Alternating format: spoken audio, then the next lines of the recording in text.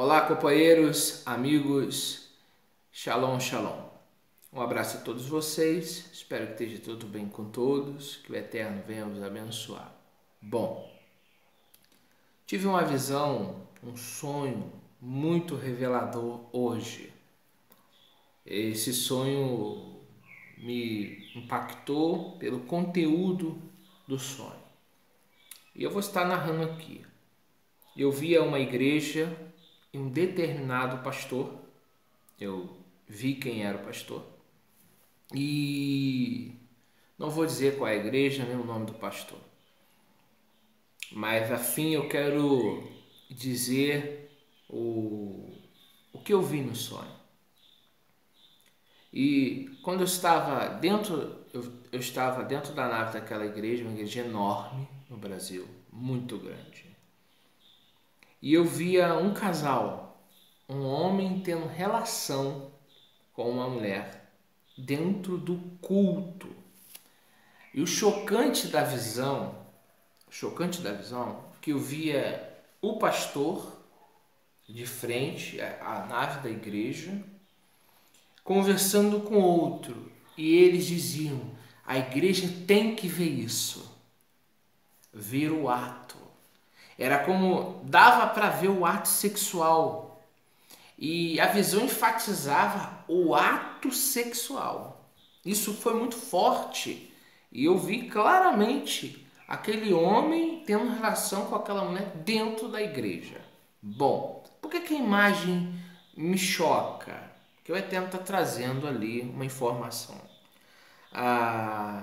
O sexo também é tratado na palavra, a prostituição, muitas das vezes no sentido da idolatria.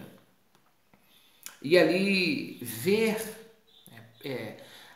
praticar aquilo que é contra os mandamentos do Eterno, principalmente a idolatria, tem essa característica, né? A fornicação, às vezes, numa linguagem figurada, traz essa conotação. Aquela prostituição, o Israel se prostituiu, quer dizer o quê? Saiu dos preceitos do Eterno e se envolveu com os ídolos, se envolveu com os costumes das nações, com as doutrinas pagãs. E me chamava a atenção que aquele casal, a mulher estava lá e o homem tendo relação com ela e a igreja toda assistindo, mas estava longe. E o pastor dizia assim: eles têm que ver o ato. Sabe, é como se a mensagem queria dizer o quê? Que eles tinham que chegar mais perto, ver mais aquele ato. Então quer dizer o quê? Se aprofundar ainda mais na idolatria, na fornicação espiritual. Bom, isso eu vi hoje é dia 12 de junho. A situação que a igreja contemporânea vive é muito complicada, porque Yeshua falou que a vinda dele seria como nos dias de Noa, como nos dias de Noé. E na época de Noé existiam algumas coisas que nós podemos aqui considerar, né? Noé ele é justo. A Bíblia vai dizer que o Eterno decide destruir a terra por causa do pecado, por causa da imoralidade, por causa do adultério, por causa da fornicação, por causa da idolatria. A terra se tornou mal, os homens se tornaram maus. E o Eterno decide destruir a terra, mas Noé ele preservou. A Bíblia diz que Noé era tzadik, era justo. E o Eterno então diz para Noa: constrói uma arca para você e para sua família. Enfim, Noa constrói a arca, mas aquela população ali continuou vivendo as suas vidas. E Yeshua fala: será como nos dias de Noa, a minha vinda. Casavam-se, davam-se em casamento. Viviam em adultério, prostituição, idolatria. Mas o que mais me choca é a idolatria estar dentro do templo. Me chama a atenção que lá em Ezequiel capítulo 8, os sacerdotes estavam fazendo o ocultismo. As mulheres choravam por Tamuz. É muito complicado que quando o lugar que deveria estar santificado está profanado. O que me chama atenção, e isso tem que se cumprir, a apostasia tem que vir para que Yeshua venha cumprir os desígnios do Kadosh Baruch Hu. Mas essa visão quero compartilhar com vocês da Techuvá. Realmente, olha o que o Eterno me mostra. Que uma igreja, determinado líder, se aprofundando na idolatria, no paganismo, na prostituição espiritual. É evidente que aquela cena de sexo ali está falando de algo espiritual, está falando de uma profanação dentro do templo. E está falando da igreja, eles querendo que a igreja estivesse mais perto daquela idolatria, daquele pecado, daquele ato.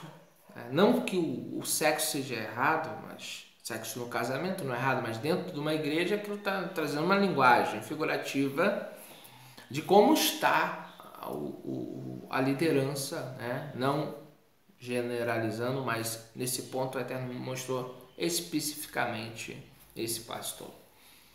Mas é o meu alerta para você que serve ao Eterno, que ama o Eterno e quer seguir a verdade. Acautelai-vos dos falsos profetas. Yeshua advertiu sobre os falsos profetas, daqueles que dizem ser, mas não são. Ele alerta. Nós não temos que aceitar tudo o que nos dizem. A igreja de Éfeso colocou à prova aqueles que se diziam ser apóstolos, mas não eram mentirosos. Tudo tem que ser colocado à prova através das escrituras sagradas.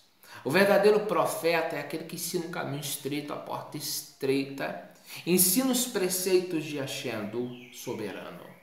Se existe algum profeta que te desvia do caminho, acautelai-vos. Porque Deuteronômio 13, o Eterno nos dá uma lição.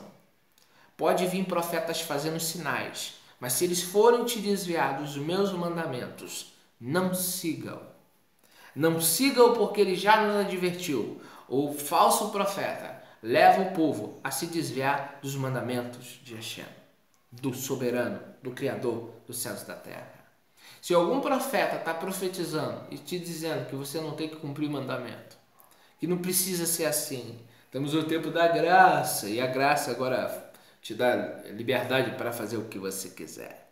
Isso não condiz com a Bíblia. Porque Mashiach, Yeshua, disse em Mateus 7, versículo 21, não é todo aquele que me diz Senhor, Adon, entrará no reino dos céus, mas aquele que faz a vontade do meu Pai que está nos céus. Porque muitos me dirão naquele dia, em teu nome profetizei, em teu nome eu curei, fiz muitos sinais. Yeshua lhes dirá explicitamente, apartai-vos de mim, porque eu nunca vos conheci. Vocês, praticantes da anomia, da iniquidade. Anomia no grego, a partícula negativa, nomos, lei, negação da lei. Os que trabalharam contra a lei. Aqueles que viveram contra os mandamentos. Então, não acredita nos profetas porque profetizam, mas sim pelo conteúdo. Você tem que julgar o conteúdo.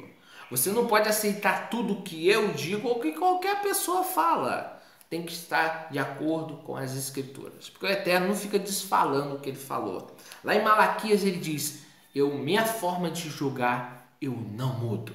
O Eterno não muda seu padrão de julgamento, seu padrão de justiça.